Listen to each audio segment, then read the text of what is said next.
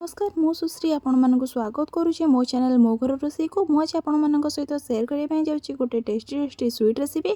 तो रेसिपी ना है फ्रूट कस्टर्ड। तेबे चलतु जी डेरी नक आज भिडियोटी को आरंभ करवा। तेबे चलतु देखि नबा आमर फ्रूट कस्टर्ड पे कौन कौन आवश्यक। एठी मु गोटे कस्टर्ड पाउडर नहीं जाइए। आपण मैंने चाहिए जेकोसी ब्रांड्र जेकोसी फ्लेवर कस्टर्ड पाउडर नहीं पारे। मुझे vanilla flavour custard powder T नहीं जाइए। एबे गोटे छोट बाउलटे नहीं जाइए अधा कप पाखापाखि एठी मु पानी देदेली। आपण मैंने चाहिए क्षीर रे भी कस्टर्ड पाउडर को गोलई पारे। एबे देखंतु एबे मु एठी 2 चम्मच कस्टर्ड पाउडर एठी दे देछि। से चामच रे देथिले से चामच रे बहुत भल से एठी मु ताको मिक्स करि नउछि। मन रखिथिबे जेतेबेले आपण माने मिक्स करिवे भल से गोलैबे काहेकि ना लम्प्स जेमति ता भितरे न रहिबो। भल सेमती गोटे मिनिट पाखापाखि भल से मिक्स करनबा स्पून साहाय्य। एबे भल से हमर मिक्स हो जाइए कस्टर्ड पाउडर। एबे नेक्स्ट प्रोसेस को जीवा।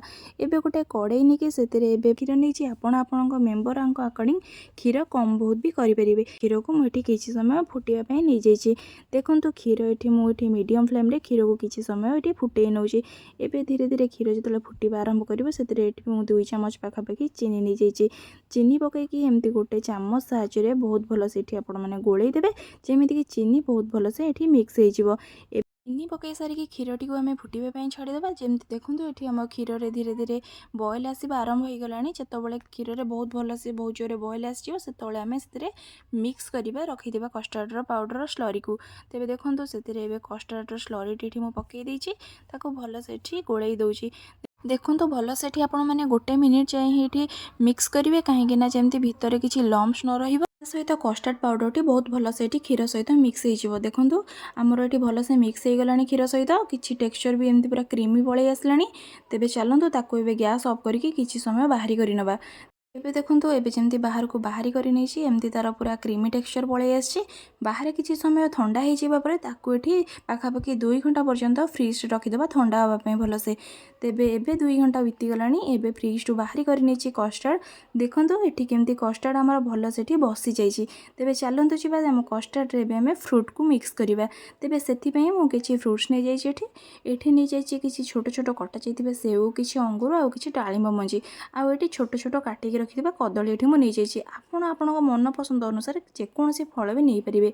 एबे से छोट छोट कटा जाइथिबे सेव किछि अंगूर एठी मु पकई देली आ छोट छोट काटी रखिथिबा कदली एठी पकईली आ किछि डाळिंब मंजी को सेतिरे एबे पकईली। देखो आम जेहेतु डाळिंब पकईछे डाळिंबटा कलर आनिबारे बहुत सहायता करिवो कस्टर्ड रे। आपण माने जदि चाहिबे ग्रीन अंगूर परिवर्ते से जगह कला अंगूर भी देई परिबे। गोटे चामच नहीं जाइए एठी चामच नहीं कि ताको भल से एठी मु फ्रूट गुडा एठी मिक्स करी नउछि। देखो जेहेतु आम कस्टर्ड को किसी समय फ्रीज रखीदे तो कस्टर्ड आपको बहुत ठंडा ठंडा लगे। ता सहित आम जेकोसी सब फ्रूट ये पकईचे से गुड़ाक खाइला बेलू पार्टी को बहुत क्रंची लगे। तेज देखो एबे तो आमर प्रस्तुत हो कस्टर्ड। तेज चलतु ताको आम सर्व करवा। एठी मु नहीं जाइए गोटे कस्टर्ड बाउल से गोटे चामच साहाय्य नहीं आड कली किछि कस्टर्ड। आपण मैंने चाहिए जेकोसी बाउल रे कि जेकोसी ग्लास रे भी कस्टर्ड को सर्व करेंगे। जेहेतु कस्टर्ड ये कस्टर्ड बाउल रे सर्व करछि सेथिपई देखो लुकटा केते भल आसीछि। सेतिरे बे किछि डाळिंब मंजी आउ किछि रखिथिबा चेरी रे एठी मु गार्निश करूछि। आपण माने चाहिए काजू किंबा किसमिस रे भी ए जगह रे गार्निश करि परिबे।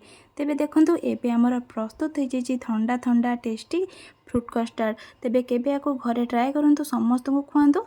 वीडियोटी आपको पसंद आसते मो वीडियो को लाइक और शेयर करेंगे। मो चैनल को सब्सक्राइब करेंगे। से रोचे देखा गोटे नुआ वीडियो नुआ रेसिपी सहित।